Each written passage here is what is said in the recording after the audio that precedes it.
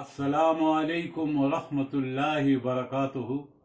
আমার নাম আবদুল্লাহ নওয়াজ। আমি আজ প্রথম আমার চ্যানেল সহজ দিনে একটি ভিডিও আপলোড করছি।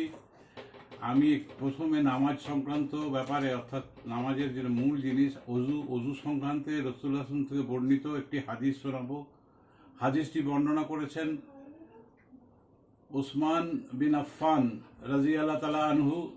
তিনি রাসূলুল্লাহ ন্যায় হাদিসটি উযুটি দেখালেন।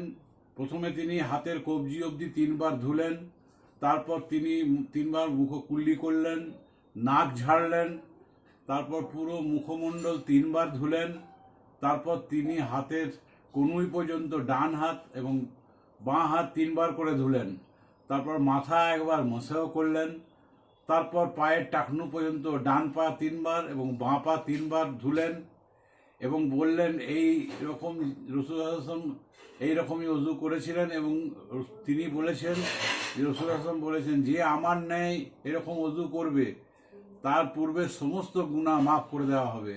আলহামদুলিল্লাহ।